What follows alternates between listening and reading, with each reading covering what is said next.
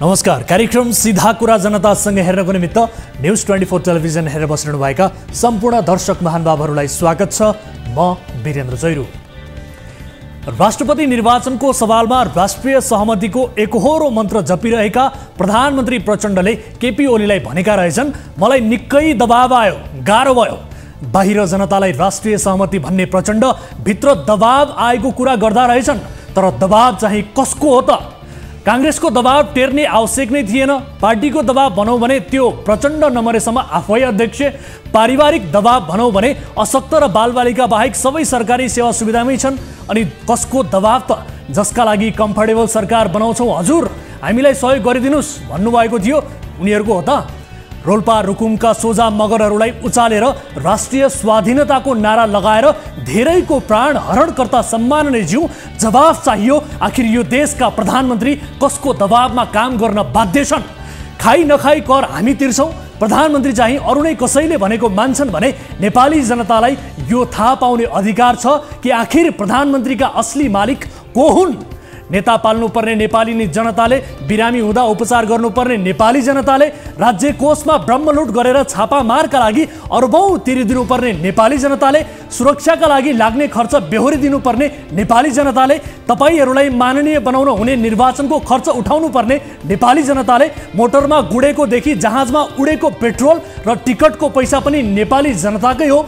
यो सबै नेपाली जनताले तिर्ने अनि मालिक चाहिँ अरू कसैलाई थाप्ने? सम्माननीय प्रधानमन्त्रीज्यू, आदर भावका साथ सोध्न चाहन्छु, भनिदिनुस् तपाईँ कसको आदेश पालक हो? प्रधानमन्त्री भनेको त जनताको अभिभावक जस्ता हुन्। अभिभावक नै अरूका आदेश पालक भइसकेपछि हामी जनता कसरी सार्वभौम रहन सक्छौँ? यसकारण भनिदिनुस् कसको दबावमा परेर यसपटक काम गर्नुभयो? हिजो कता हो कुन्नी तपाईँले भन्नुभयो यो जे भयो 8 दलको बीचमा यो राष्ट्रिय सहमति नै हो भन्ने मेरो बुझाइ छ। तपाईले यसो भन्दा मञ्च अगाडि बस्नेले थप्पडी पनि बजाए। त्यो थप्पडीको आवाजमा समेत ध्यानाकर्षण गराउँदै यो भिडियो एकपटक हेरौँ। हिजोकै दिन तपाईहरुलाई यो पनि थाहा भएको छ, मैले नेकपा एमालेका अध्यक्ष केपी शर्मा ओलीसँग यही बालुवाटारमा कुरा गर्दा तपाई र म राष्ट्रिय सहमतिको चाहिँ सूत्रधार बनौं, नेपाली कांग्रेसलाई राष्ट्रपति तपाई र मेरो सहमतिले दिउँ, सबभन्दा ठुलो पार्टीको राष्ट्रपति हुन्छ, तपाईको सभामुख भएकै छन्, राष्ट्रिय सभाको अध्यक्ष पनि छन्, हामी दुईटै गएर नेपाली कांग्रेसलाई राष्ट्रपति तपाईहरु लिनुस् भन्यो भने त एउटा नयाँ राष्ट्रिय सहमति हुन्छ भनेको थिए। तर उहाँले मान्नु भएन। त्यहाँ केही छन्, त्यतापट्टि म बढी अहिले जान चाहन्न। तर फेरि यो जे भयो 8 दलको बीचमा यो राष्ट्रिय सहमति नै हो भन्ने मेरो बुझाइ छ।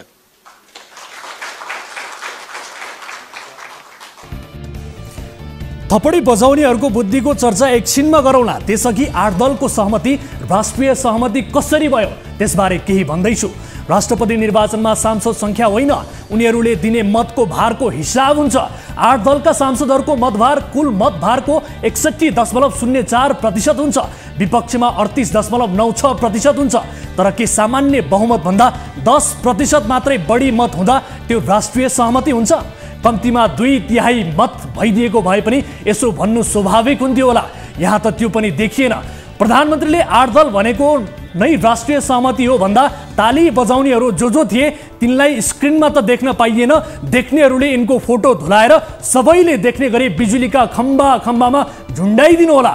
किनभने यस्तै बुद्धि भएका कार्यकर्ता भएर नै हाम्रा नेताहरू यो हदसम्म बिग्रेका हुन् भन्ने दुनियाँले थाहा पाउन जरुरी छ। प्रधानमन्त्रीको अहिलेको मुभले माओवादीले पाउन लागेको उपराष्ट्रपति पनि खोसिएको छ। 5 वर्ष प्रधानमन्त्री हुने चर्चा थियो, त्यो पनि खोसिएको छ। 5 वर्षमा 3 प्रधानमन्त्री बनाएर अस्थिरताको कलङ्क पनि प्रचण्ड नै भिड्दैछन्। यति हुँदा पनि ताली बजाउनेहरूको बुद्धिलाई चाहिँ मान्नै पर्छ। क्या नेता, क्या कार्यकर्ता। अस्ति भर्खरै नेपाली कांग्रेसका युवा नेता महामन्त्री गगन थापाले भन्दै थिए, राष्ट्रपतिमा त हाम्रै उम्मेदवार जिताउँछौँ, जसरी भए पनि जिताउँछौँ। महामन्त्रीको त्यस्तो कन्फिडेन्स देख्दा धेरैलाई लाग्यो होला कांग्रेसले क्या बुलन्द महामन्त्री पाएछ। अब यी बुलन्द महामन्त्रीलाई सोधौं, अहिलेको घटनाक्रम तपाईहरुकै सक्षमताले विकास भएको हो त? कतिले त मौन बसेर पनि शेरबहादुर देउवाले पासा पल्टाएसम्म भनेका छन्। यिनको यति सक्षमता भइदिएको भए पुस 10 मै सबै भइहाल्थ्यो। धारा किटेर मुट्ठी कसेर धारा प्रवाह भाषण ठोकेर आफ्ना कुरा राख्न सक्ने त काङ्ग्रेसमा केहीले सक्छन्, तर अहिलेको यो तमासाको अन्तर्वस्तु राति सुत्ने बेला सम्झिँदा त आफैले आफूलाई ठुक्न पनि मन लाग्छ होला। यसपटक यहाँ कोही हिरो छैन, कोही भिलेन पनि छैन। यो देशमा यसपटक भएको तमासा हो, मात्रै तमासा। यो तमासाले राजनीतिमा अस्थिरताको बिउ रोपेको छ। विदेशीहरूले खुलेआम खेलेको हामी जस्ता साधारण मानिसहरूले पनि अनुभव गरेका छौँ। प्रधानमन्त्री प्रचण्डमाथि त 17,000 मान्छेको रगतले होली खेलेको कलङ्क छ। त्यो कलङ्क मेटाउन पनि केही सुधारका काम गर्नुपर्ने थियो, तर आजसम्म प्रचण्ड भनेको विध्वंसको प्रतीक, छापामारका सरदार, विग्रहका शुक्राचार्य मात्रै बन्न सके, कुनै सृजना र मौलिकताका पर्याय बन्न सकेनन्। सबै बिगारिसक्दा पनि, सबै भत्काइसक्दा पनि, देशलाई चरम निराशाको दलदलमा जाकिसक्दा पनि, पीडा खप्न नसकेर जनता रुँदै हिँड्दा पनि, आफ्नै शरीरमा आगो लगाएर आफ्नै ज्यान लिइसक्दा पनि प्रचण्ड कहिले पनि सुध्रिएनन् भने यिनलाई नेपालको इतिहासले कसरी सम्झिएला? प्रश्नसँग भन्दैछु, देशको आजादीको मोल हुन्छ, देश स्वतन्त्र बनाउनेहरूको कदर हुन्छ, देशको सीमा रक्षा गर्नेहरूको सम्मान इतिहासले गर्छ। जनतालाई सुख दिने शासकलाई आदिकालसम्म सम्झना गरिन्छ, तर एउटा व्यवस्था ढालेर अर्को व्यवस्थाको सूत्रपात गर्नेहरूलाई सम्मान हुन्छ भन्ने केही छैन। त्यस्तो हुन्थ्यो भने पञ्चायत र राणा शासन आज पनि स्वर्णयुग कहलाउँथ्यो होला।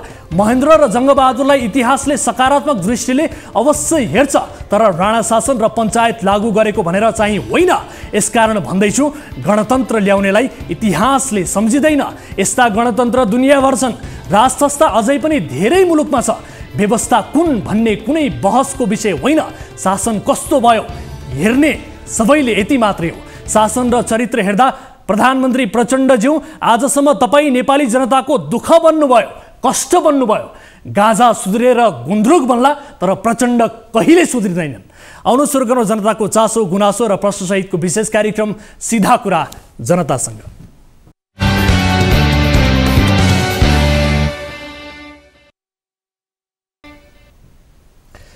स्वागत छ दर्शक महानुभावहरू, कार्यक्रम सीधा कुरा जनतासँगको नयाँ श्रृङ्खलामा उपस्थित भइसकेका छौँ। केही महत्त्वपूर्ण फलोअप विषय र केही नयाँ विषयहरू आजको कार्यक्रममा समावेश हुनेछन्। र आजको कार्यक्रममा अभिनेता पल शाहलाई उच्च अदालतबाट सफाई दिइएको विषयबारेको फलोअप रिपोर्ट प्रस्तुत गर्दैछौँ। सफाई पाएसँगै पल जेलमुक्त हुनेछन्। आजको फैसलाबारे थप कुराकानी पनि गर्दैछौँ।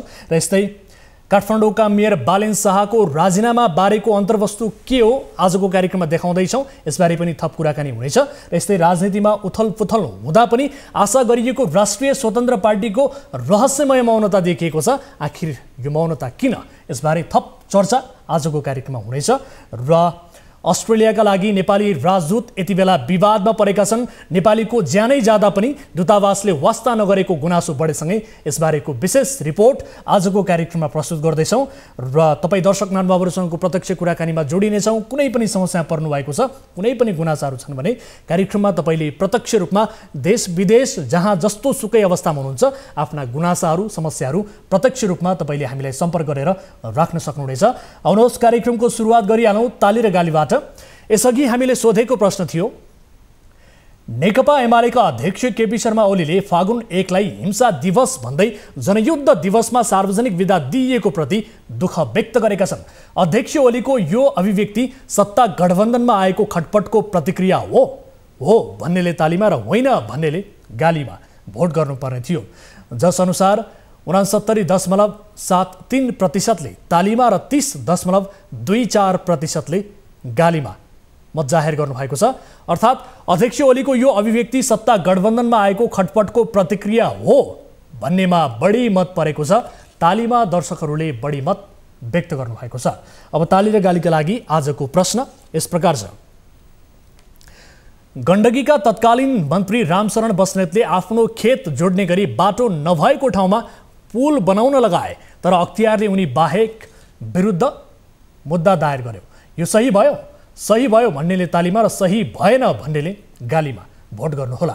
हाम्रो पात्रको एप्लिकेसनमा गएर ताली र गालीका लागि भोट गर्न सक्नुहुनेछ र भोटिङ सुरु हुन्छ अब आजको पहिलो विषय, फिल्म नायक पल शाह प्रहरी हिरासत हुँदै कारागार पुगेको आज 1 वर्ष पुरा भयो। 2078 साल फागुन 15 गते पलले प्रहरी समक्ष आत्मसमर्पण गरेका थिए। संयोगवश 2079 फागुन 15 गते उनी कारागारबाट रिहा हुँदैछन्। उच्च अदालत पोखराले उनी विरुद्ध ठहर भएको बाल यौन दुरुपयोगको फैसला उल्ट्याउँदै सफाई दिएपछि पल अब कारागार मुक्त हुने भएका छन्। अब उनी विरुद्ध अदालतमा कुनै पनि मुद्दा बाँकी रहेन। बालिका बलात्कारको आरोपबाट उनी यसअघि नै मुक्त भइसकेका थिए। बाल यौन दुरुपयोगको मुद्दामा पनि उनले सफाई पाएका छन्। यो फलोअप रिपोर्ट हेर्नुहोस्।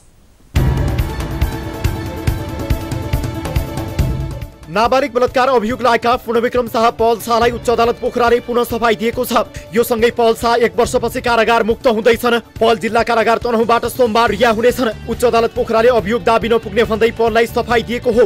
नाबालिग बलात्कार अभियोगमा जिल्ला अदालत नवलपुरले दिएको फैसला विरुद्ध जिल्ला सरकारी वकिल र अभियुक्त शाह पक्षले उच्च अदालतमा पुनरावेदन दिएका थिए।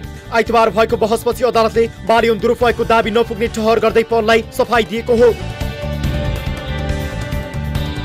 यसअघि नवलपुर जिल्ला अदालतका न्यायाधीश यज्ञ प्रसाद आचार्यको एकल इजलासले गत भदौ 20 गते शाहलाई बलात्कार अभियोगबाट सफाई दिएको थियो। उक्त इजलासले शाहलाई बाल यौन दुरुपयोगमा भने 2 वर्ष 6 महिना कैद सजाय, 25,000 जरिवाना र पीडितलाई 10 लाख क्षतिपूर्ति दिनुपर्ने फैसला गरेको थियो।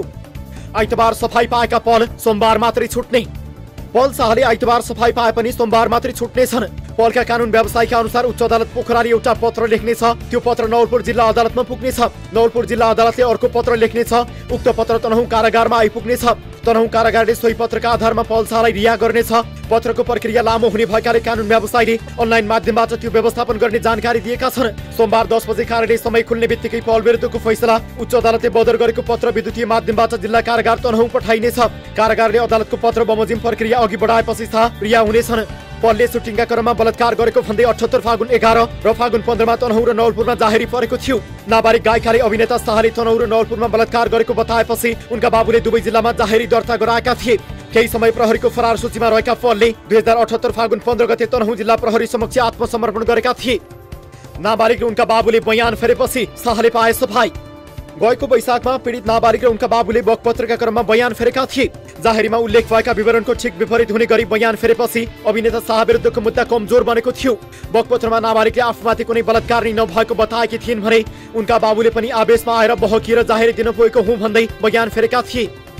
सन्दीपको मुद्दा हेर्दा हेर्दैमा प्रधानमन्त्रीसँग हात मिलाएको विषयमा राखेपोको प्रष्टीकरण। बलात्कार आरोप खेपिरहेका क्रिकेटर सन्दीप लामिछानेको मुद्दामा परेको पुनरावेदनमा भएको सुनवाई आइतबार हेर्दा हेर्दैमा परेको छ। न्यायाधीश द्वय सपना प्रधान मल्ल र कुमार चुडालको इजलासले सुनवाईलाई सोमबार निरन्तरता दिने भएको छ। यसअघि पाटन उच्च अदालतले सन्दीपलाई 20 लाख रुपियाँ धरोटीमा छाड्ने आदेश गरेपछि महाधिवक्ताको कार्यालयले सो आदेश बदरको माग गर्दै सर्वोच्च पुगेको थियो। यस्तै प्रधानमन्त्री पुष्पकमल दाहाल प्रचण्डले क्रिकेटर सन्दीप लामिछानेसँग हात मिलाएको विषयमा राष्ट्रिय खेलकुद परिषदले प्रष्टीकरण दिएको छ। एक विज्ञप्ति जारी गर्दै राखेपले प्रधानमन्त्री प्रचण्डले सन्दीपसँग मात्र नभई सबै खेलाडीसँग हात मिलाएको भन्दै खेलाडीको हौसला वृद्धिको सामान्य विषय मात्रै भएको जनाएको छ। सन्दीपसँग मात्र हात मिलाएको जस्तो गरी मामिलाले अतिरञ्जित गरिएको भन्दै राखेपले आपत्ति समेत जनाएको छ। यति बेला हामीले अभिनेता पल शाहका फैसलाका सम्बन्धमा थप कुराकानी गर्नका लागि टेलिफोन सम्पर्कमा जोडेका छौँ पल शाहका कानुन व्यवसायी कमला मोहन वाग्ले ज्यूलाई। वाग्ले सर, स्वागत छ यहाँलाई कार्यक्रम सीधा कुरा जनतासँगमा।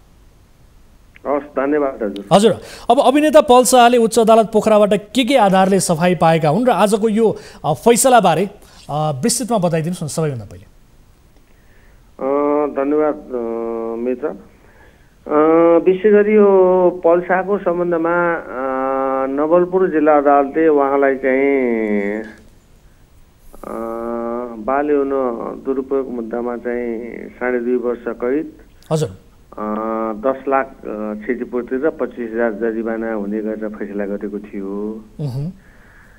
अभियुक्त पक्षले चाहिँ उहाँलाई चाहिँ जबरजस्ती कैदमा सजाय गरी पाऊँ भनेर दाबी लिएको अवस्था थियो। तर नवलपुर जिल्ला अदालतले चाहिँ चाहिँ जबरजस्ती कैदी चाहिँ ठहर्दैन, तर बाल यौन दुरुपयोग गरेको ठहर्छ भन्ने गरेको जुन फैसला थियो, त्यो फैसलामा पल शाहको तर्फबाट परेको पुनरावेदनमा आज उच्च अदालत पोखराबाट चाहिँ उहाँलाई चाहिँ पूर्ण रूपमा सफाई दिने गरेर फैसला भएको अवस्था छ। हजुर, अब खास गरी पल शाह, हजुर हजुर भन्नुहोस् न। अनि पल शाहजी चाहिँ जो नवलपुरको जिल्ला अदालतमा चलेको जुन मुद्दा हो जहाँ उहाँलाई चाहिँ जबरजस्ती कौडीको अभियोग लगाइएको थियो त्यो अभियोगबाट उहाँले चाहिँ पूर्ण रूपमा सफाई पाउनु भएको छ। ठिक छ। अब यो बकपत्रका क्रममा विशेष गरी पीडित बाबु र छोरीले नै बयान फेर्नु नै पल शाहका लागि राहत भयो भनेर भन्न सकिने अवस्था हो समग्रमा? होइन, बिल्कुल होइन। हजुर, हाम्रो न्यायिक प्रणाली र कानुनी व्यवस्था दुईटैलाई हामीले हेर्नुपर्छ। हाम्रो न्यायिक प्रणालीमा भौतिक प्रमाण भन्ने पनि हुन्छ। भौतिक प्रमाण भनेको जबरजस्ती कौडी मुद्दामा जबरजस्ती कौडी गर्दाको अवस्थामा विभिन्न किसिमका सिम्टमहरू पाइएका हुन्छन्। जस्तो वारदात स्थलमा चाहिँ वारदात हुँदाको अवस्थामा झगडा हुन्छ, विवाद हुन्छ होइन, दुईटा पक्षहरूको बिचमा उनीहरूको बिचमा हानाहान हुन्छ, झगडा हुन्छ, विवाद हुनसक्छ, प्रतिकार हुन्छ, ती सब कुराहरू। अनि वरपर हारगुहार गरेको भयो सुन्ने मान्छेहरू हुन्छन्। त्यहाँको वातावरण एकान्त छ कि छैन, कस्तो ठाउँ हो, एकान्त हो कि सार्वजनिक ठाउँ हो कि अथवा कुनै पब्लिक घर हो कि प्राइभेट घर हो कि सबै कुरालाई हेरेर घटनास्थलका मान्छेहरू होइन, प्रकृति मुक्तका मान्छेहरू लगायतका जो भौतिक प्रमाण भनेर भनिन्छ, पीडित भनेर जसलाई भनिन्छ उसको स्वास्थ्य परीक्षण हुन्छ। स्वास्थ्य परीक्षणमा देखिने चाहिँ सिम्टमहरू आदि इत्यादि जसलाई हामीले चाहिँ भौतिक प्रमाण भनेर भन्दछौँ। ती भौतिक प्रमाणहरूबाट पुष्टि भएको अवस्था छ भने होस्टाइल अथवा चाहिँ केटीले चाहिँ अदालतमा आएर चाहिँ नि अन्यथा बकपत्र गरिदिएको अवस्थामा चाहिँ सफाई पाउने भन्ने अवस्था चाहिँ हुँदैन। तर यो केसमा कस्तो थियो भन्नुहुन्छ भनेदेखि बाइ द वे आज मैले हजुरहरूलाई जानकारी गराउँ। आजभन्दा ठिक 1 वर्ष अगाडि 2078 साल फागुन 15 गते पल शाहजीले चाहिँ जिल्ला प्रहरी कार्यालय तनहुँमा आफैले आएर चाहिँ आफूलाई समर्पित गर्नुभएको थियो। हजुर, कुनै पनि अभियुक्तले यसरी आफूले आफैलाई यति जघन्य अपराधमा चाहिँ जुन अपराधमा चाहिँ उहाँ 14 वर्ष 12 वर्षसम्म कैदको सजाय हुन सक्थ्यो, त्यस्तो व्यक्ति यदि कसुरै गरेको भए सायद मलाई लाग्छ उहाँ आउनु थिएन। तर उहाँ के कन्फिडेन्स हुनुहुन्थ्यो भनेदेखि मैले कसुर गरेको छैन, त्यस कारणले मलाई सजाय हुँदैन, म दोषी छैन, नेपालको कानुन न्यायसँग अदालतसँग मेरो विश्वास छ भनेर उहाँ आएर 1 वर्ष कारागारमा बसेर आज फाल्गुन 14 गते उहाँ उन्मुक्ति हुने अवस्थामा पुग्नु भएको छ। ठिक छ। अब त्यसो भए झुटो आरोप लाउनेलाई कारबाही हुन्छ कि हुँदैन, के हुन्छ त भनिदिनुहोस्? हैन, आरोप लाउनेलाई कारबाही हुने सम्बन्धमा के छ भने अवस्था परिस्थितिलाई हेरिन्छ। हजुर, अवस्था परिस्थितिलाई हेरेर कहिले कहिले कारबाही हुन पनि सक्छ, कारबाही नहुनै सक्छ। हजुर, नेपालको कानुनले चाहिँ नि यदि झुटा उजुरी गरेको रहेछ भनेदेखि अदालतले सजाय गर्न सक्ने व्यवस्था चाहिँ गरेको छ। तर सजाय गर्ने नगर्ने भन्ने कुराको चाहिँ न्यायकर्ताजीको चाहिँ स्वविवेकमा निर्भर गर्ने र मिसिल प्रमाण र समसामयिक सन्दर्भको आधारबाट चाहिँ निर्णय लिने भावनाले सजाय नहुन पनि नगर पनि सकिन्छ। ठिक छ। अब पल शाह भोलि जेलबाट छुट्ने बताइएको छ, अबको प्रक्रिया चाहिँ के हुन्छ त? अब यस्तो छ, उच्च अदालत पोखराबाट उहाँले सफाई पाउने भएपछि पहिला उहाँले सफाई पाएको चाहिँ नि जुन फैसला निर्णय हो त्यसको चाहिँ पत्र नवलपुर जिल्ला अदालतमा पठाउनु पर्दछ अथवा इमेलबाट त्यो कुराको जानकारी दिनुपर्दछ। हजुर, त्यसपछि त्यसरी नै नवलपुर जिल्ला अदालतले पत्र वा इमेलबाट चाहिँ तनहुँ जिल्ला कारागारलाई चाहिँ जानकारी दिन्छ र त्यो जानकारीको आधारमा भोलि चाहिँ उहाँ पलजी चाहिँ छुट्नुहुन्छ। अब यो प्रकरणमा विशेष गरी सरकारी वकिल कार्यालयले पुनरावेदन गर्न पाउने अवस्था हुन्छ कि हुँदैन, के हुन्छ त? अब यस्तो छ, यसमा पुनरावेदन गर्ने भन्दा पनि कस्तो हुन्छ भने 10 वर्ष वा सोभन्दा बढी कैदको सजाय हुन सक्ने मुद्दामा चाहिँ सर्वोच्च अदालतमा पुनरावेदन गर्न सक्ने व्यवस्था चाहिँ कानुनले गरिदिएको छ। हजुर, यो मुद्दा 10 वर्ष वा सोभन्दा बढी कैदको सजाय हुन सक्ने प्रकृतिको मुद्दा भए पनि जिल्ला अदालत नवलपुरले त्यो ठहर नगरेर 2.5 वर्ष कैद हुने सजाय खालको मुद्दामा रूपान्तरण गरेको र त्यही आधारमा पुनरावेदन परेको कारणले यो मुद्दा सर्वोच्च अदालतमा जाँदैन, पुनरावेदनको रोबाट जाँदैन। तर हाम्रो एउटा कानुनी व्यवस्था के छ भने उच्च अदालतले गरेको फैसलामा कानुन अनि सर्वोच्च अदालतबाट प्रतिपादित कानुनी व्याख्यामा कहीँ त्रुटि छ भने त्यसको लागि चाहिँ दोपामा मुद्दा दोहोऱ्याइ पाऊँ भनेर जान सक्ने व्यवस्था छ, त्यसमा जान सक्छ। हजुर, अब यो अन्तिममा जस्तो यसअघि क्षतिपूर्ति पनि तोकिएको थियो, यसको सम्बन्धमा अब के हुन्छ यो फैसला आएसँगै? अब यो फैसला आइसकेपछि जब पल शाहजीले कसुरै गर्नुभएको छैन, उहाँ निर्दोष हुनुहुन्छ भनिसकेपछि यहाँ क्षतिपूर्तिको प्रश्न आउँदैन। हजुर, उहाँ एकदम बाह्य सफाई पाउनु भएको व्यक्तित्व हो, उहाँले कुनै पनि कसुर गर्नुभएको छैन। हजुर, त्यसैले यहाँ कोही कसैलाई क्षतिपूर्ति दिने भन्ने प्रश्न आउँदैन। हस्, समय र संवादका लागि धन्यवाद सर यहाँलाई। हस्, धन्यवाद हजुर यहाँहरूलाई पनि। दर्शक महानुभावहरू, अभिनेता पल शाहका सम्बन्धमा फैसला आएसँगै यसबारे हामीले कुराकानी गऱ्यौँ। अर्को विषयतर्फ यहाँको ध्यान आकर्षण गराइहाल्छु। काठमाडौँ महानगरका मेयर बालेन शाहले हिजो शनिबार सामाजिक सञ्जाल फेसबुकमा एक स्ट्याटस पोस्ट गर्दै भने मलाई राजीनामा दिन दबाब दिँदैछ। निर्वाचित भएपछि निदाएका कतिपय मेयर अर्को निर्वाचनमा मात्रै बिउजिन्छन्, तिनलाई त कसैले राजीनामा दिन बाध्य बनाउँदैनन् भने बालेनलाई यस्तो दबाब आखिर कसले दियो त? विभिन्न व्यक्तिसँग कुराकानी र घटना विवरण विश्लेषण गर्दा बालेनलाई कसैले राजीनामा दिन दबाब दिएको होइन, तर उनलाई सङ्घीय सरकारले खास वास्ता नगरेको रोष फरक तरिकाले प्रकट भएको चाहिँ पाइयो। आखिर कसरी त? विशेष रिपोर्ट हेर्नुहोस्। काठमाडौँ महानगरपालिकाका मेयर बालेन शाहले आफूलाई पदबाट राजीनामा दिन दबाब आएको बताएपछि यो विषयले तरङ्ग पैदा गरेको छ। शनिबार दिउँसो सामाजिक सञ्जाल फेसबुकमा स्ट्याटस देख्दै मेयर शाहले आफूलाई राजीनामा दिन लगाउन खोजिरहेको भन्दै यो देश कहिल्यै नबन्ने टिप्पणी गरेका थिए। यो स्ट्याटस हेर्नुहोस्।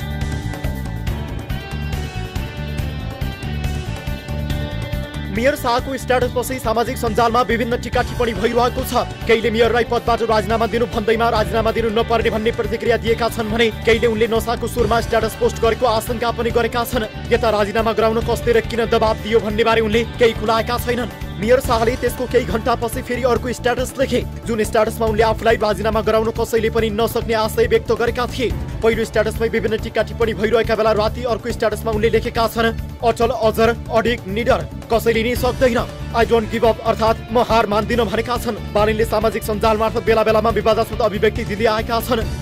बालेनलाई कसले दियो मार्ने धम्की? मेयर शाहका निकट स्रोतका अनुसार अनाधिकृत रूपमा कब्जा गरिएका सार्वजनिक जग्गा फिर्ता गराउँदा विभिन्न व्यक्ति र समूहबाट उनले दबाब र धम्कीको सामना गर्नु परिरहेको छ। सुकुम्बासी आन्दोलनसँग जोडेर केही तत्त्वहरूले उनलाई निरन्तर धम्की दिइरहेको स्रोतको दाबी छ।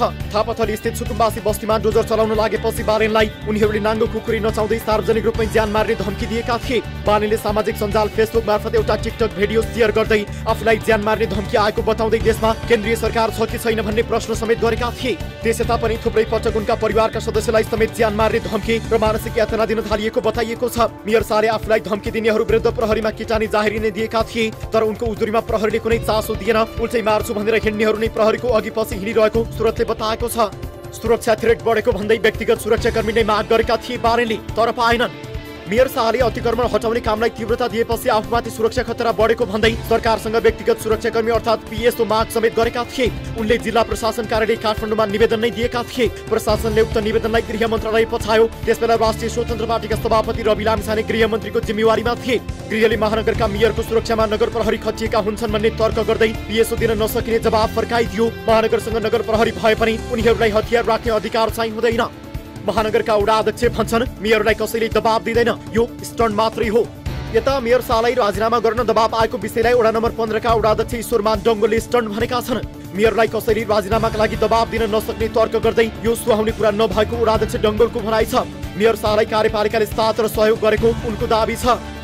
महानगरको सुकुम्बासी समस्या समाधान गर्न सकारात्मक थिए पूर्व गृहमन्त्री लामिछाने। महानगरले बागमती सहितका नदी किनारका अनाधिकृत बस्ती तथा संरचना हटाउन सहयोग माग्दै 13 पुसमा गृह मन्त्रालयले पत्र लेखेको थियो, तर गृहले तत्कालकै अवस्थामा महानगरलाई सहयोग गर्न नसकिने आवश्यक कार्ययोजना बनाएमा कानुनी प्रक्रिया अनुसार सहयोग गर्ने भनेको थियो। त्यसपछि मेयर शाहले लामिछानेलाई भेटेरै महानगरपालिकाले सुरु गरेको सुकुम्बासी बस्ती हटाउने अभियानमा सहयोग गर्न अनुरोध गरेका थिए। उनले लामिछाने समक्ष केन्द्रीय सरकारले सहयोग नै नगरेको गुनासो समेत राखेका थिए। त्यसबेला लामिछानेले सुकुम्बासी बस्ती कानुन अनुसार मात्र हटाउनु पर्ने र त्यस्तो अवस्थामा गृहले सहयोग गर्ने आश्वासन दिएका थिए। समग्रमा महानगरको सुकुम्बासी समस्या समाधानका लागि लामिछाने सकारात्मक देखिएका थिए, तर नागरिकता प्रकरणमा सर्वोच्चको आदेशपछि उनी आफैले गृहमन्त्रीको पद गुमाए। त्यसयता गृह मन्त्रालयको जिम्मेवारी प्रधानमन्त्री पुष्पकमल दाहाल प्रचण्डले आफैसँग राखेका छन्। प्रधानमन्त्री प्रचण्डले किन भेट्न चाहँदैनन् बालेनलाई? स्रोतका अनुसार मेयर शाह 20-25 दिनदेखि प्रधानमन्त्री प्रचण्डलाई भेट्न चाहिरहेका छन्। प्रचण्डसँगको भेटका लागि उनले पटक पटक आग्रह समेत गरेका छन्, तर प्रचण्डले उनलाई भेट्ने समय नै दिएका छैनन्। प्रचण्ड अहिले राजनीतिक तमासामा व्यस्त छन्। मेयर शाहले केन्द्रीय सरकारसँग 4-5 कुरामा सहकारी गर्न चाहिरहेको बताइएको छ, तर सरकारले ती कुनै पनि विषयमा चासो नै दिएको छैन। मेयर शाहले शनिबारको स्ट्याटस त्यही आक्रोशमा लेखेको बुझिएको छ।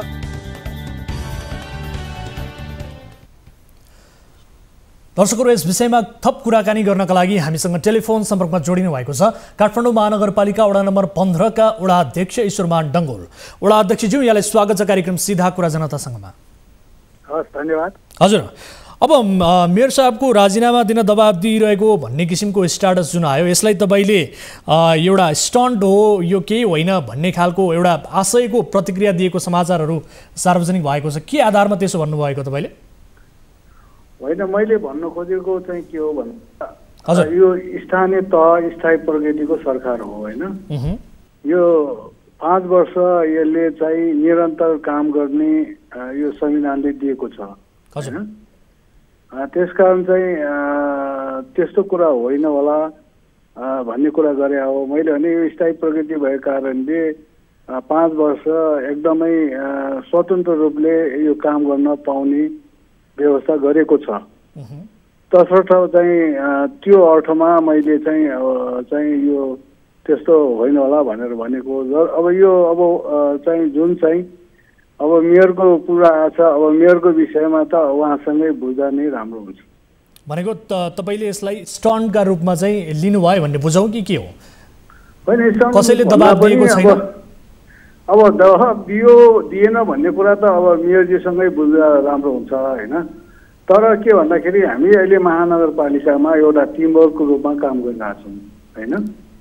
हरेक कुरा हामी छलफल गरेर अगाडि बढिरहेका छौँ। किनभने यो महानगरको नागरिकको हितको, प्रगतिको, विकासको कुरा विशेष गरेर हामी कार्यपालिकामा छलफल गर्छौँ र एजेन्डाहरू विषयमा हामी छलफल गर्छौँ र विषयगत समितिहरूले हामीले प्रस्तुत गर्छौँ र महानगरको विषयमा त्यस्तो केही पनि समस्या छैन।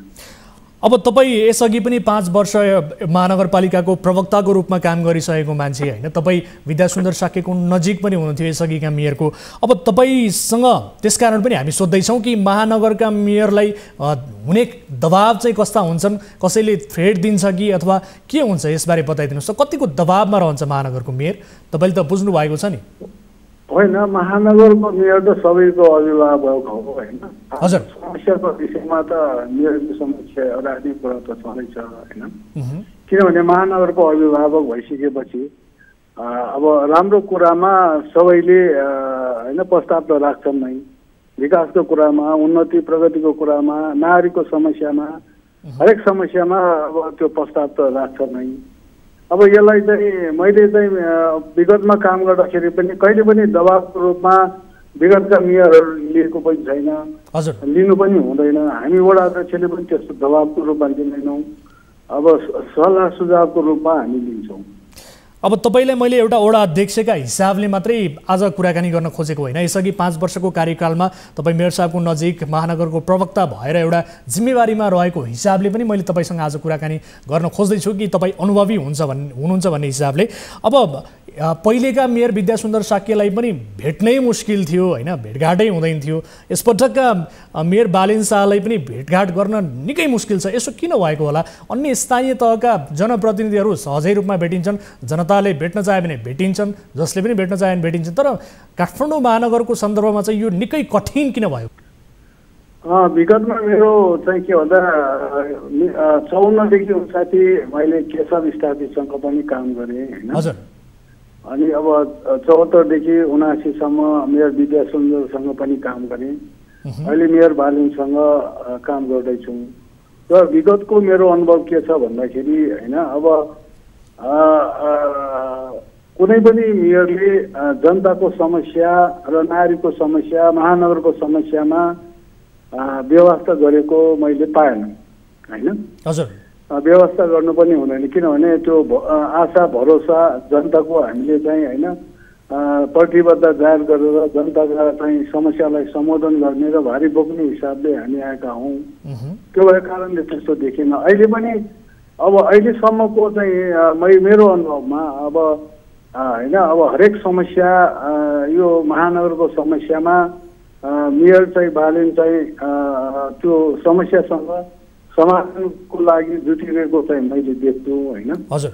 अब तपाईँले भन्नुभएको छ अब भेटघाटको चाहिँ जुन सन्दर्भ छ, अब भेटघाट किन महानगर बनाउने कुरामा होइन विभिन्न क्षेत्रमा लाग्दाखेरि अब त्यो समय अलि अभाव भयो कि अथवा यो विषयमा चाहिँ नागरिकको लागि चाहिँ भेटघाट चाहिँ खुल्ला रहनुपर्छ। कुनै पनि तरिकाले चाहिँ नागरिकको लागि चाहिँ अथवा चाहिँ महानगरवासीको लागि चाहिँ त्यो चाहिँ महानगर सधैँ खुल्ला हुनुपर्छ भन्ने नै हो, त्यो खुल्ला नै हुनुपर्छ। ठिक छ।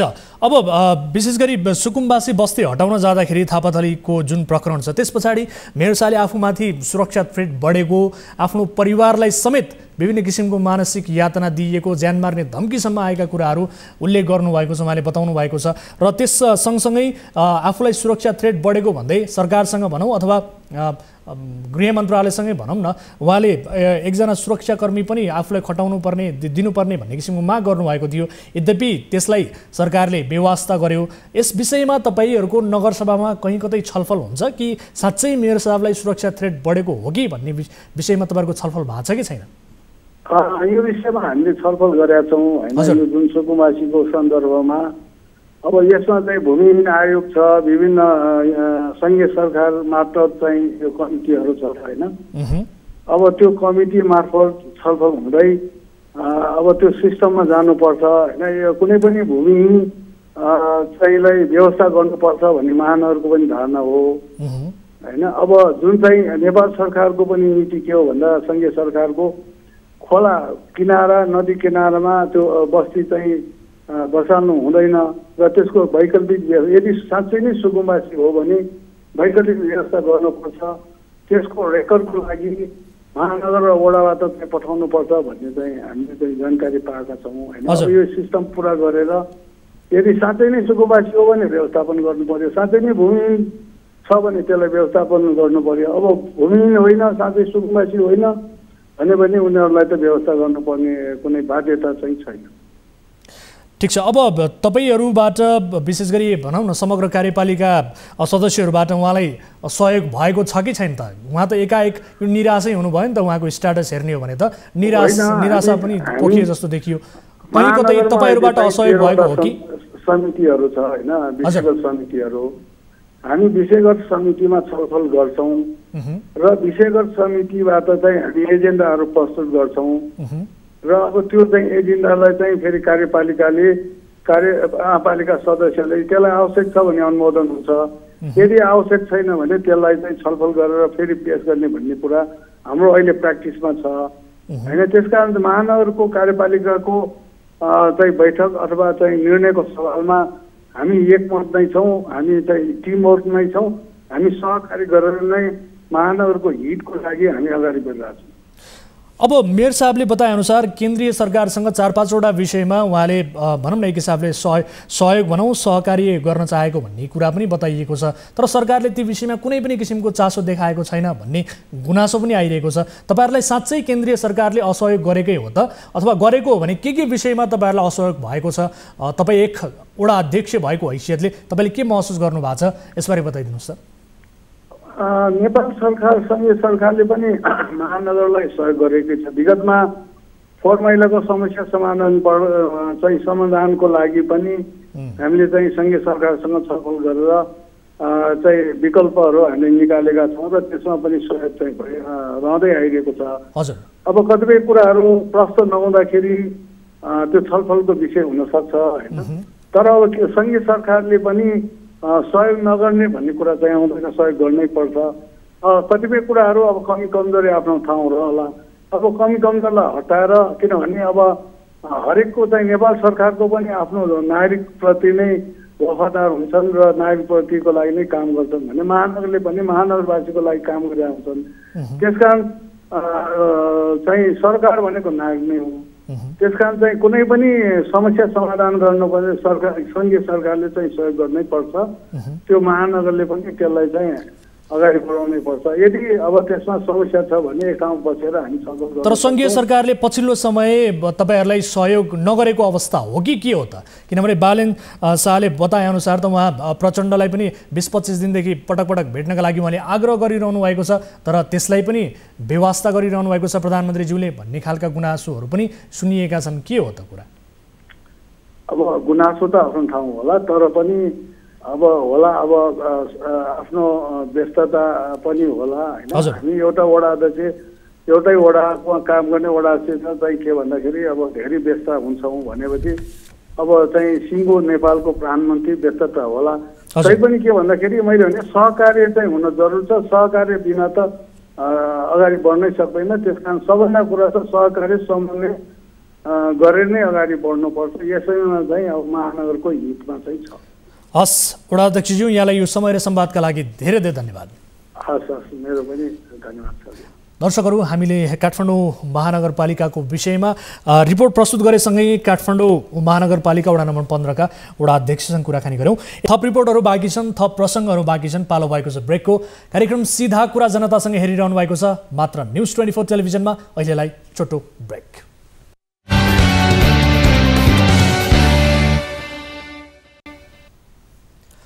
ब्रेकपछि स्वागत छ दर्शकहरू कार्यक्रम सीधा कुरा जनतासँगमा। अब अर्को विषय, युवा पुस्ताको वर्चस्व रहेको नयाँ पार्टी राष्ट्रिय स्वतन्त्र पार्टी बदलिएको राजनीतिक घटनाक्रममा शान्त र मौन झै छ। नयाँ राष्ट्रपतिको निर्वाचनका लागि उम्मेदवारी दर्ता भइसकेको छ। प्रधानमन्त्री पुष्पकमल दाहाल प्रचण्डको तमासायुक्त गतिविधिले राजनीति अनावश्यक रूपमा तरङ्गित भएको छ। यो बेलाको राजनीतिको विषयलाई लिएर ढुङ्गा र माटो पनि बोलाउन झै गरिरहेका छन्। तर नयाँ र बढी आशा गरिएको राजनीतिक दल राष्ट्रिय स्वतन्त्र पार्टीले बल्ल अहिले केन्द्रीय समितिको बैठक आह्वान गरिरहेको छ। राप्रपा जस्तो दलले समेत सरकारलाई दिएको समर्थन फिर्ता लिएको छ, तर सरकारप्रति रासोपाले भने विश्वास कायम राखेको छ। रासोपाको विसङ्गत राजनैतिक शैलीको अन्तर्य के हो त? यो विशेष रिपोर्ट हेर्नुहोस्। राष्ट्रपति निर्वाचनको मामिला गिजोलिँदा राष्ट्रिय राजनीतिको रूपरेखा फेरिएको छ। राजनीतिको नयाँ घटनाक्रमबारे प्रत्येक राजनीतिक दलले आफ्नो किताब प्रश्न पारेका छन्, तर नयाँ र वैकल्पिक राजनीतिको शक्तिका रूपमा आफूलाई उभ्याउन खोजेको राष्ट्रिय स्वतन्त्र पार्टी रासपाको शैली सुस्त र धेरै हदसम्म मौन देखिएको छ। राष्ट्रपति निर्वाचनमा सत्ता पक्षकै 2 उम्मेद्वार चुनावी मैदानमा छन्। हालसम्म नेकपा एमाले समेत सरकार छाडी नसकेको र सरकारलाई विश्वासको मत दिएको नेपाली कांग्रेसले आफ्नो तर्फबाट राष्ट्रपति पदमा उम्मेद्वार अघि सारेका छन्। यी दुवै किताबमा रासपा कतै पनि प्रस्तावको समर्थकका रूपमा बसेको छैन। दलहरू स्पष्ट रूपमा 2 किताबमा उभिँदा रासपा कतै देखिएको छैन। अर्कोतिर सरकारलाई दिएको समर्थन फिर्ता लिएको पनि छैन। वैशाख 10 मा हुने उपनिर्वाचन समेतका विषयमा छलफल गर्न भनेर फागुन 15 गते सोमबारका लागि रासपाले केन्द्रीय समिति बैठक आह्वान गरेको छ। पुष्पकमल दाहाल प्रचण्ड नेतृत्वको सरकारमा गएको 42औं दिनमा सत्ताबाट बाहिरिन रासपा बाध्य भएको थियो, तर पनि रासपाले रहस्यमय ढङ्गले सरकारलाई दिएको समर्थन भने फिर्ता लिएन। प्रधानमन्त्रीले गृह मन्त्रालय रवि लामिछानेलाई मात्रै होइन रासपाका कसैलाई पनि नदिने अडान लिएपछि रासपा सरकारबाट बाहिरिएको थियो। त्यही बेला नै प्रधानमन्त्री दाहाल नेकपा एमालेलाई समेत सरकारबाट बाहिर पठाएर कांग्रेसलाई गृह सहितका मन्त्रालय दिएर भित्र्याउने तयारीमा थिए। कांग्रेसका नेता डाक्टर शशाङ्क कोइरालाले गृह मन्त्रालय दिए कांग्रेस सरकारमा जाने प्रतिक्रिया दिनुले पनि प्रधानमन्त्रीको योजना केही अघिदेखिकै रहेको आकलन गर्न सकिन्छ। रासपा भन्दा राप्रपाको निर्णय प्रक्रिया चुस्त। राष्ट्रिय प्रजातन्त्र पार्टी राप्रपालाई अहिले पनि पूर्व पञ्चहरूको पार्टी भन्ने गरिन्छ। राप्रपाको त्यही पुरानो विरासतका कारण कतिपयले यो पार्टीलाई परम्परागत र परिवर्तन स्वीकार नगर्ने राजनीतिक शक्तिका रूपमा पनि बुझ्ने गर्छन्, तर राजनीतिक व्यवहारमा रासपा भन्दा राप्रपा नै अगाडि देखिएको छ। रासपाले शनिबार सरकारलाई दिएको समर्थन फिर्ता लिएको छ र राप्रपाबाट सरकारमा सहभागी मन्त्रीहरूले प्रधानमन्त्री दाहाललाई सामूहिक राजीनामा बुझाएका छन्। प्रधानमन्त्री दाहालको भूमिकाले राजनीतिक अस्थिरतातर्फ गएको टिप्पणी राप्रपाले गरिसक्दा पनि नयाँ दल रासपाले भने अझै आफ्नो धारणा बनाउन सकेको छैन।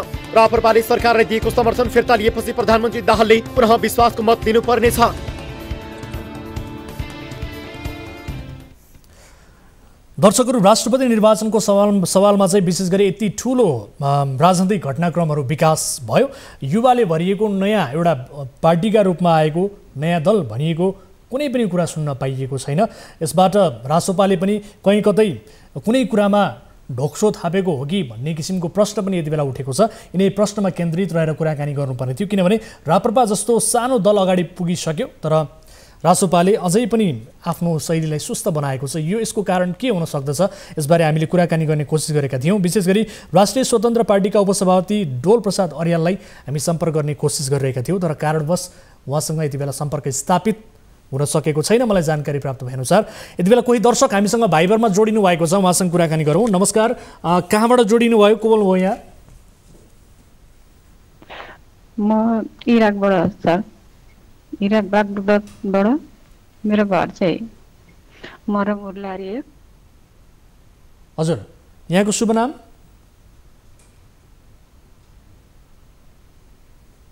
तपाईँले मलाई सुन्दै हुनुहुन्छ? मेरो नाम मिना धिमाल हो, उर्लारी मरन उर्लारी 1 हो। मिना धिमाल इराकबाट भन्नुभयो? हजुर, इराक बागदादबाट। हजुर, के समस्यामा पर्नुभयो? के का लागि तपाईँले हामीलाई सम्पर्क गर्नुभयो? समस्या मलाई धेरै समस्या छ। मलाई अपरेसन गरेको काम गर्न सक्दिनँ भन्दाखेरि एजेन्टहरूले किन आएको त काम गर्न नसक्ने मान्छे भनेर भन्छ, त्यसै भन्यो। अनि मैले भन्दाखेरि कसरी हुन्छ, म नेपाल जान्छु, नेपाल पठाइदेऊ मलाई भन्दाखेरि कम्पनीको मान्छे आएर मलाई यतिको हो त कि मलाई मात्रै थाहा, मलाई छातीमा हिर्काएर मलाई सास फेर्नलाई गाह्रो भएको छ। हजुर, पहिले ब्लड पनि आउन थालेको छ मुखबाट। अनि तपाईँलाई कसले कुटपिट गर्यो भन्नुहोस् त? कम्पनीको मान्छे आएर मलाई यति गोदो कि सर, यति गोदो। काम गर्न सकेन भनेर कुटपिट गर्यो? कम्पनी जान्छु, म काम गर्न सक्दिनँ, मलाई गाह्रो भएको छ, अपरेसन गरेको काम गर्न सक्दिनँ, म गाह्रो भइरहेछ भन्दाखेरि मलाई कम्पनीका मान्छे आएर मलाई यति गोदो सर, यति गोदो कि मलाई सास फेर्नलाई यति गाह्रो भएको छ। मलाई ब्लड मुखबाट खोक्दा पनि ब्लड आउँछ। अहिले कस्तो अवस्थामा हुनुहुन्छ तपाईँ भन्नुहोस् त? तपाईँ लुकेर फोन गरिरहनु भएको छ हामीलाई? हजुर, लुकेर बोलिरहेछु। तपाईँको स्वास्थ्य अवस्था के छ? अहिले स्वास्थ्य मेरो शरीर पुरै घट्दै गएको छ, पुरा घाँटी यस्तै दुख्न थालेको छ। हजुर, यस्तोहरू घाँटी यस्तैहरू सबै खोक्दा पनि दुख्छ, ब्लड आउनु थालेको छ। अनि कम्पनीको मेरो घरको साउले पनि नराम्रो व्यवहार गर्नु खोज्यो। साउनी नहुँदाखेरि नराम्रो व्यवहार गर्नु खोज्यो। कसरी हुन्छ, वर्षक मलाई छिटोभन्दा छिटो उद्धार गरिदिनु भन्नुपर्छ, म यहाँ बसेँ त मर्छु होला सर। तपाईँ कति समय भयो त्यहाँ गएको? अलिकति विस्तृतमा भनिदिनुहोस् त। तपाईँलाई कसले त्यहाँ पुऱ्यायो? पेन पावर कम्पनी अथवा एजेन्ट को हुनुहुन्छ? उहाँहरूको सबै डिटेल्स भन्नुहोस् त। तपाईँलाई हामी पक्कै पनि मद्दत गर्छौँ। तपाईँलाई हामी त्यहाँबाट झिकेर नेपाल लिएर आउँछौँ। तर त्यसका लागि हामीलाई यो बताइदिनुहोस्, तपाईँलाई त्यहाँ कसले पुऱ्यायो? अलिकति डिटेल्समा भनिदिनुहोस् त। तपाईँ केही पनि नमान्नुहोस्, निर्धक्कका साथ भन्नुहोस्। तपाईँलाई हामी मद्दत गर्छौँ, केही समय धैर्य गर्नुहोस्, चिन्ता नगर्नुहोस्। धेरै चेलीहरूलाई हामीले यसरी नै समस्या परेका चेलीहरूलाई नेपालमा ल्याएका छौँ, कालको मुखबाट खोजेर ल्याएका छौँ। तपाईँ चिन्ता नगर्नुहोस्। तर त्यसका लागि तपाईँलाई त्यहाँ पुर्याउने मान्छे को हुन्, उहाँहरूको डिटेल्स बताउनुहोस् त अलिकति, सबै भन्नुहोस्। नेपालको हरिसुनार हो सर। हरिसुनार? मुना हजुर, मुना सुनार, हरिसुनार। अनि मुनाको त थर मलाई थाहा छैन, नाम मात्रै मुना भनेर थाहा छ। हजुर। अनि जुन यहाँ इराकमा बागदादमा भएको केटीको नाम सबिना तामाङ। हजुर। अनि एउटा बङ्गाली भन्छ, त्यसको नाम चाहिँ खै राकेश भनेर भन्दै थियो त्यसले। हजुर। पुरा नाम त डिटेल त थाहा छैन, राकेश भनेर भनौँ। अब त्यो सँगसँगै छ, दुईजना समेत। अनि यिनीहरूको मेन पावर कम्पनी छ कि अथवा के छ भन्नुहोस् त? उहाँहरूको थप विवरण बताउनुहोस् त। कुनै मेन पावर कम्पनी मार्फत लगिएको हो कि? कम्पनीमा हामीलाई ल्याएको, कम्पनीबाट बेचेको, त्यो चाहिँ मलाई अब थाहा भएन। त कसरी तिनीहरूले के गर्छ? हजुर। कम्पनी चाहिँ कम्पनीमै ल्याएको तिनीहरूले, एउटा घरै हुँदो रहेछ नि त। हजुर। घरै हुँदो रहेछ, अनि त्यो घरमा ल्याउँदो रहेछ, अनि पछाडि बेच्दो रहेछ क्या सर हामीलाई। तपाईँलाई के कामका लागि भनेर पठाइएको हो? अनि तपाईँको त्यो अपरेसन गरेको कुरा पनि भन्नुभयो, के स्वास्थ्य समस्या देखिएको थियो? त्यहीँ गएर भएको हो कि अथवा नेपालबाटै तपाईँको स्वास्थ्य बिग्रिएको थियो? के थियो भन्नु त अलिकति विस्तृतमा? नेपालमा मेरो अपरेसन भएको थियो। ए हजुर। अपरेसनै भएको थियो। अनि यहाँ आएर मलाई धेरै बढी काम भयो, 24 घन्टा काम गर्नु पर्यो। त्यही भएर गाह्रो भयो, त्यो दुख्न थाल्यो अलिकति। अब त घाउ पनि अलिकति सुन्नु जस्तो भइरहेछ सर मलाई। हजुर। मैले बारम्बार एजेन्टहरूलाई भनेको यस्तो भएको छ, म सक्दिनँ काम गर्नु, मलाई नेपाल पठाइदेऊ भन्दाखेरि अनि त्यसरी भनेर मलाई झन् उल्टै धम्काउने गर्ने गरेर एजेन्टहरूले गरे, यहाँको एजेन्टहरूले। अनि तपाईँलाई नेपालबाट पठाउने एजेन्टहरूलाई सम्पर्क हुन्छ कि हुँदैन अहिले भन्नुहोस् त? तपाईँले सम्पर्क गरिरहनु भएको छ? छैन सर, भएको छैन, सबै ब्लक हानेको छ। सबै ब्लक छ? सबै ब्लकमा छ। मीनाजी तपाईँ केही नमान्नु होला, केही समय आफू सुरक्षित रहनु होला, धैर्य गर्नु होला। हामी तपाईँलाई मद्दत गर्ने कोसिस पक्कै पनि गर्नेछौँ। तपाईँलाई छिट्टै नै हामी नेपाल झिकाउने प्रयास गर्नेछौँ। हामी हाम्रा सबै जति पनि त्यहाँ रहनुभएका नेपालीहरू हुनुहुन्छ उहाँहरूसँग सहयोग लिनेछौँ र सँगसँगै अन्य सङ्घ संस्थाहरूसँग पनि हामी सहयोग लिनेछौँ। विभिन्न अभियन्ताहरू हुनुहुन्छ उहाँहरूसँग पनि हामी सहयोग लिनेछौँ र तपाईँलाई मद्दत गर्ने कोसिस पक्कै हुनेछ। अहिलेको लागि छुट्टिन्छौँ। केही समय धैर्य गर्नुहोस् है त, केही पनि नमान्नुहोस्, नरुनु होला, केही पनि नमान्नुहोस् तपाईँ। सर भर्सक छिटो भन्दा छिटो चाँडो मलाई उद्धार गरिदिनु सर। यहाँ बस्यो भने त मर्छु होला। हस् मीनाजी, अहिलेको लागि छुट्टिन्छौँ। समय अभावले तपाईँसँग धेरै कुराकानी अगाडि बढाउन सकेनौँ। सुरक्षित रहनुहोला, आफ्नो स्वास्थ्यको ख्याल गर्नुहोला, जोगिएर बस्नुहोला र जसरी हुन्छ हामी तपाईँलाई नेपाल झिकाउने कोसिस गर्नेछौँ। यो प्रतिबद्धता म तपाईँ समक्ष जाहेर गर्न चाहन्छु। अहिलेको लागि छुट्टिन्छु है त। दर्शक महानुभावहरू, हामी आग्रह गर्न चाहन्छौँ अहिलेका लागि हरि र सँगसँगै मिना सुनार, राकेश जो हुनुहुन्छ एजेन्ट, भर्खरै हाम्रा पीडित मिना धिमालजीले जसको नाम उल्लेख गर्नुभएको छ उहाँहरूलाई हामी लाइभ टेलिभिजन कार्यक्रमबाट यहीँबाट अनुरोध गर्न चाहन्छौँ, छिटोभन्दा छिटो यी चेलीलाई उद्धार गर्नुहोस्, छिटोभन्दा छिटो यी चेलीलाई नेपाल झिकाउन पहल गर्नुहोस्। होइन भने हामी तपाईँहरूको अनुहारसहित टेलिभिजनमा देखाउनेछौँ ताकि तपाईँको इज्जत प्रतिष्ठा समाजमा जुन इज्जत छ त्यसमा खलल पुग्नेछ। यति ध्यान दिनु होला। हामी यस विषयलाई गम्भीरताका साथ फलोअप गर्नेछौँ र यी चेलीलाई जसरी पनि नेपाल झिकाउनका लागि अहिलेबाट नै पहल गर्नेछौँ।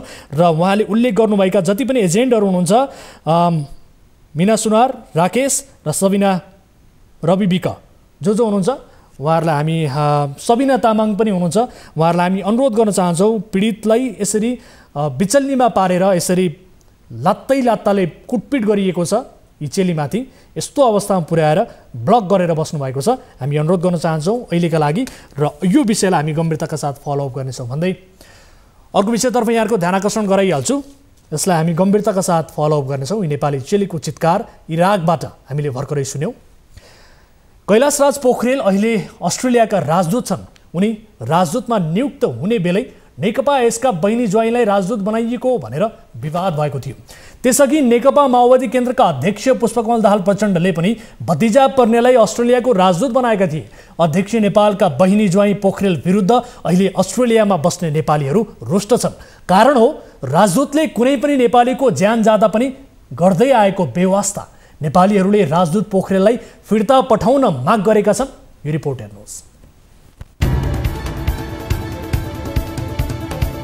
नियुक्त भएको 8 महिनामै अस्ट्रेलियाका लागि नेपाली राजदूत कैलाशराज पोखरेल विवादमा परेका छन्।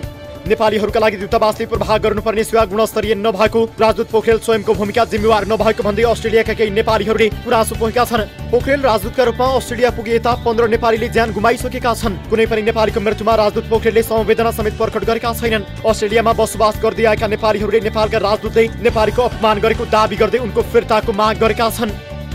आउने बित्तिकै उहाँले ठोकुवा गर्नुभएको रहेछ, दूतावासलाई अभिभावक बनाउनेछु भनेर। तर सोफार उहाँको काम जस्ट उल्टो छ, अपोजिट छ। उहाँ आएपछि 15 जना स्टुडेन्टले जो 19 देखि 21 वर्षका मासुम चेहराहरू छन् तिनीहरूको अन्त्य भएको रहेछ। तर एउटा पनि समवेदना उहाँले लेख्नु भएको रहेछ। अस्ट्रेलियामा कुनै नेपालीको निधन भएमा र सब नेपाल फर्काउनु पर्दा नेपाली दूतावासले सहयोगी भूमिका निर्वाह नगरेको पनि नेपालीहरूको गुनासो छ। पोखरेल राजदूतका रूपमा अस्ट्रेलिया पुगेपछि राहदानी नवीकरणमा समेत ढिलासुस्ती हुने गरेको दाबी गरिएको छ। नवीकरणका लागि साबिकमा 2 महिना लाग्दै आएको थियो भने अहिले 6 महिनासम्म पर्खिनु पर्छ। दूतावास प्रवेशमा समेत अनलाइन अपोइन्टमेन्ट लागू गरिएपछि सेवाग्राहीहरूले सहज पहुँच्न पाएको उल्लेख छ। अनलाइन जुन अपोइन्टमेन्ट लिनलाई पनि धेरै गाह्रो पर्यो।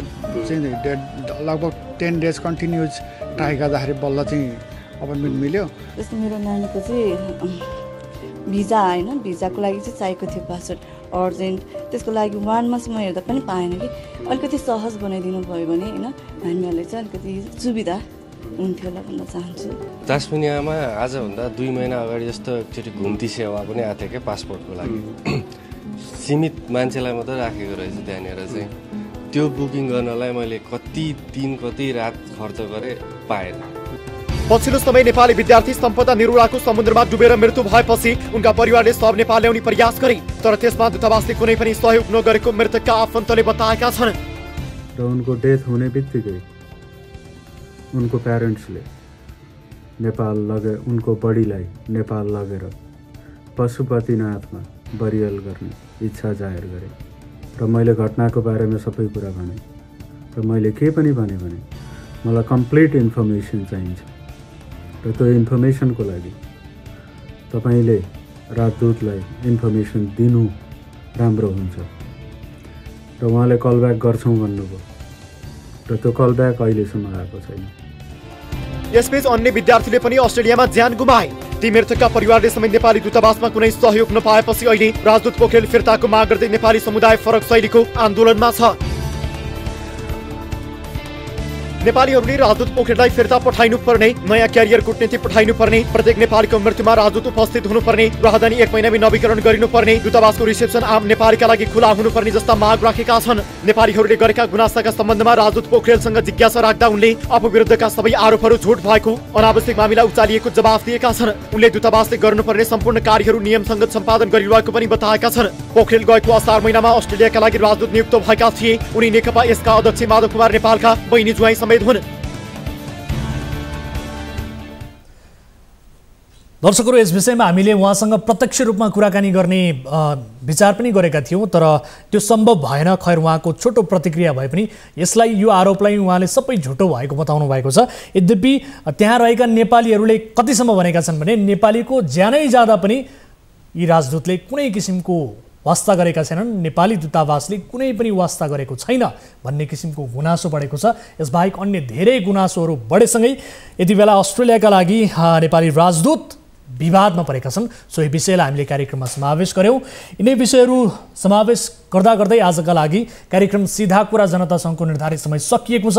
कुनै पनि समस्या पर्नुभएको छ, कुनै पनि विषयबारे जानकारी गराउनुपर्नेछ भने हाम्रो टोल फ्री नम्बर 1660 012 2424, एनसेल नम्बर 98 015 7 2424 र एनटिसी नम्बर रहेको छ 97 45 61 56 54 मा 24 घण्टा हाम्रो 24 हेल्प डेस्क तपाईँका लागि खुला रहनेछ। आफ्ना समस्याहरू, आफ्ना गुनासाहरू टिपाउनुहोला र तपाईँ हामीलाई प्रत्यक्ष रूपमा भेट्न चाहनुहुन्छ भने बालुवाटार स्थित न्युज 24 टेलिभिजनको कार्यालयमा आउनुहोला। तपाईँका कुनै पनि समस्या, सानादेखि ठुला समस्या, त्यसलाई गम्भीरतापूर्वक हामी समाधानका लागि प्रयास गर्नेछौँ भन्दै कार्यक्रम सीधा कुरा जनतासँगबाट म वीरेन्द्र जैरू बिदा हुन्छु।